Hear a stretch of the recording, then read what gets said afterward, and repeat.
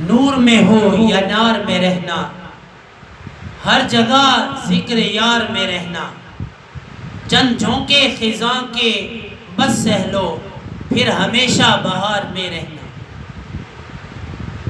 نبی علیہ السلام فرماتے ہیں نعمتان مغیبون فیہا کثیر من الناس، دو نعمتیں ایسی ہیں جس میں لوگ گم ہو چکے ہیں، الصحت والفراغ، ایک صحت ہے دوسرا فراغت ہے۔ ہمیں چاہیے کہ ہم اپنے وقت کی قدر کریں، وقت ضائع نہ کریں، کیونکہ ہم نے تو جانا ہے۔ یہاں پر اپنے آپ کو اتنا مصروف کرتے ہیں، اتنا مصروف کرتے ہیں کہ آپ کو گناہ کرنے کا وقت ہی نہ ملے۔ یہ قفس بھی مجھ کو عزیز ہے، کچھ جی تو لوں گا قرار سے، مجھے اب چمن میں نہ لے چلو، میں ڈرا ہوا ہوں بہار سے، جب چمن سے گزرو تو اے صبا کہنا یہ بلبل زار سے، کہ خزاں کے دن بھی قریب ہیں، نہ لگانا دل کو بہار سے۔ ہم ان کے نام لیوا ہیں جنہوں نے اپنے آپ کو قربان کر دیا۔ دنیا کام کی جگہ، قبر آرام کی جگہ، اور آخرت انعام کی جگہ ہے۔ حضور صحابہ سے بیعت لیتے تھے اس بات پر کہ اسمعوا واطیعوا، کہ تم جو سنو اس پر عمل کرو، وبایعوا، اور میرے ہاتھوں پر بیعت کرو۔ اور اس لیے کہ جو لوگ سنتے ہیں اور عمل کرتے ہیں اللہ رب العالمین ان سے راضی ہو جاتے ہیں۔ الذین یستمعون القول فیتبعون احسنہ، یعنی عمل کے نیت سے سنو گے تو اللہ رب العالمین تمہیں احسن عمل عطا فرمائیں گے۔ ان فی ذلک لآیات لقوم یسمعون، اس میں نشانی ہے اس قوم کے لیے جو سنتے ہیں۔ ایک جگہ فرمایا وَلَوْ أَرَادَ اللَّهُ فِيهِمْ خَيْرًا لَأَسْمَعَهُمْ، اگر اللہ ان کے ساتھ خیر کا معاملہ کرنا چاہتے تو پوری دنیا کے کافر ضرور سنتے اور ہدایت قبول کرتے۔ اللہ کو معلوم ہوا کہ یہ نہیں مانیں گے، یہ اللہ تعالیٰ تو آگے کا علم بھی جانتا ہے، تو اللہ رب العالمین نے ان کو وہ سنایا ہی نہیں۔ لو كنا نسمع او نعقل ما كنا في اصحاب السعیر،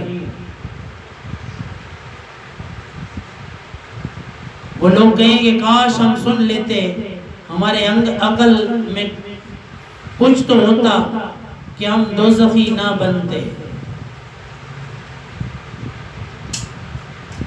بل الانسان على نفسه بصیرا ولو القى معاذیرا، نبی علیہ السلام کو تکلیف دی، تنگ کیا مشرکین مکہ نے، اور پھر بعد میں وہ پچھتائے جب ان کے اوپر اللہ کے عذاب آئے۔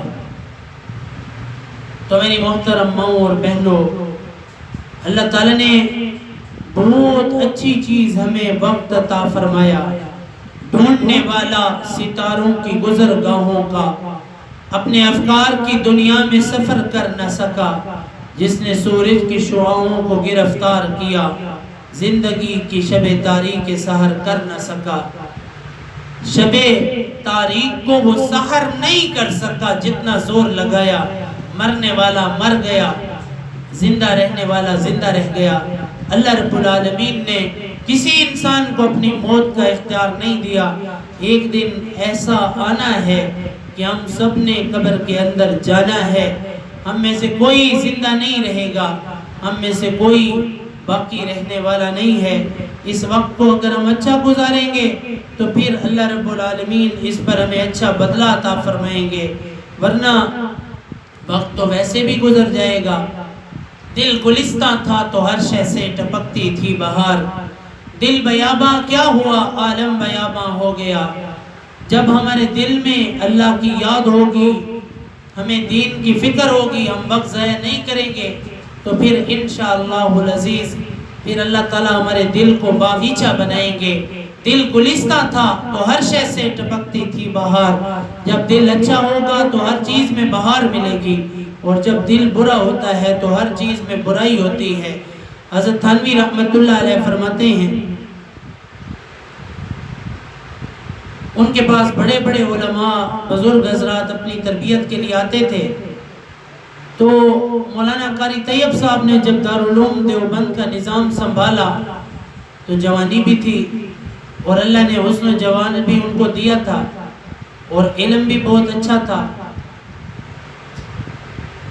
اور لوگوں کے دلوں میں ان کی محبت بھی زیادہ تھی.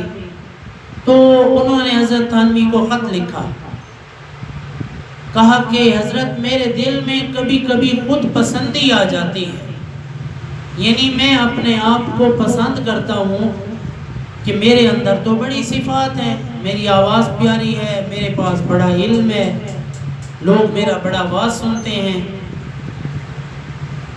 اور میرے اندر خوبصورتی بھی ہے. تو کہا کہ میرے دل میں خود پسندی آ جاتی ہے. حضرت تھانوی نے جواب لکھا، کہا کہ اچھا آپ سب کچھ کسی کے حوالے کر دو اور 1 مہینے کے لیے ہمارے پاس آ جاؤ. تو انہوں نے اپنا سب کچھ چھوڑا اور تھانہ بھون میں ان کے پاس مولانا اشرف علی تھانوی رحمت اللہ علیہ کے پاس پہنچ گئے. جب وہاں پہنچے تو حضرت نے فرمایا کہ بس آپ اپنا دن گزاریں جیسے گزارتے ہیں، ایک کام ضرور کرنا ہے کہ جو لوگ مسجد میں آتے ہیں ان کے جوتے سیدھے کر دینا. بس اتنی سی ڈیوٹی لگا دی کہ آپ کا کام یہی ہے کہ جوتوں کے پاس بیٹھے رہیں اور جو مسجد میں آئے جائیں ان کے جوتے سیدھے کرنا ہے. قاری طیب صاحب خود لکھتے ہیں کہ میں نے چند دن جوتے سیدھے کیے، میرے اندر سے خود پسندی اور تکبر کا ہمیشہ کے لیے خاتمہ ہو گیا. جب جوتے سیدھے کیے نا تو مجھے اپنی اوقات کا پتہ چل گیا. ان حضرات کے پاس ایسے نسخے تھے کہ وہ تکبر اور خود پسندیوں کو جڑ سے نکال دیتے تھے. ایک دفعہ ان کے پاس اس خانقاہ میں حضرت مولانا محمد شفیع صاحب پہنچ گئے اور مولانا بنوری بھی پہنچ گئے. اب دونوں حضرات جوان نئے نئے پڑھ کر فارغ ہوئے تھے اور شوق میں گئے کہ بھائی ہم نے دارالعلوم میں تو پڑھ لیا، اب کچھ بزرگوں کی بھی صحبت اختیار کریں. عشاء کی نماز ہوئی تو پرانے لوگ تھے وہ سب اپنے اپنے کمروں میں چلے گئے. چھوٹے چھوٹے کمرے بنے ہوئے تھے، اب بھی وہیں پر ایسے ہی ہے. اب یہ 2 حضرات ایک کمرے میں چلے گئے جو ان کو ملا تھا، تو کسی موضوع پر بات چل پڑی. دونوں عالم تھے، ان کو نئے نئے عالم تھے تو ایک دوسرے کے ساتھ بحث کرنے لگے، دلائل شروع ہو گئے. تو ایک بڑے میاں جو نگران تھے وہ آ گئے اور کہنے لگے کہ شہزادہ پہلے دن آئے ہو، تمہیں ابھی پتہ نہیں یہاں عشاء کے بعد کوئی بات نہیں کر سکتا، کرنی ہے تو اپنے دل میں اپنے رب سے باتیں کرو، چونکہ پہلا دن ہے، لہذا آج آپ کو تنبیہاً یہ کہہ رہا ہوں. آج کے بعد پھر میں نے آپ دونوں کو بات کرتے دیکھا تو دونوں کے بستر خانقاہ سے اٹھا کے باہر رکھ دوں گا. تو حضرت فرماتے ہیں کہ بڑے میاں نے ہمارا دماغ سیدھا کر دیا، پھر ہم صحیح آداب کے ساتھ رہے، پھر اللہ نے ہمیں چپ کے مزے عطا فرمائے. یعنی جو بولنے کے مزے تھے نا وہ ختم ہو گئے، ہم چپ میں دل میں اللہ کو یاد کرتے تھے. کہہ رہا ہے شور دریا سے سمندر کا سکوت، جس میں جتنا ظرف ہے اتنا ہی وہ خاموش ہے. جب بندہ اپنے آپ کو بڑا سمجھتا ہے تو پھر اس کا نفس، اس کا شیطان اس کو کہتا ہے کہ تو واقعی بہت بڑا ہے. اس لیے اپنے آپ کو بڑا نہ سمجھے، اپنے آپ کو بڑا عزت دار نہ سمجھے، اور جب کوئی بات ہو جائے تو یہ دل سے کہا کریں، یہ جملہ بار بار اپنی زبان سے دہرایا کریں کہ میں ساری دنیا کے سارے انسانوں سے زیادہ گناہگار اور سارے انسانوں سے چھوٹا ہوں۔ تو پھر انشاءاللہ العزیز دل سے تکبر کی اور خود پسندی کی بیماری نکل جائے گی۔ اللہ تعالیٰ ہمیں عمل کرنے کی توفیق عطا فرمائے اور ہماری اس بات کو قبول فرمائے۔ فکر دنیا کر کے دیکھا، فکر عقبہ کر کے دیکھ، چھوڑ کر اب فکر سارے، ذکر مولا کر کے دیکھ، کون کس کے کام آیا، کون کس کا ہے بنا، سب کو اپنا کر کے دیکھا، رب کو اپنا کر کے دیکھ۔ اللہ تعالی ہمیں عمل کرنے کی توفیق عطا فرمائے۔ وآخر دعوانا الحمد للہ رب العالمین۔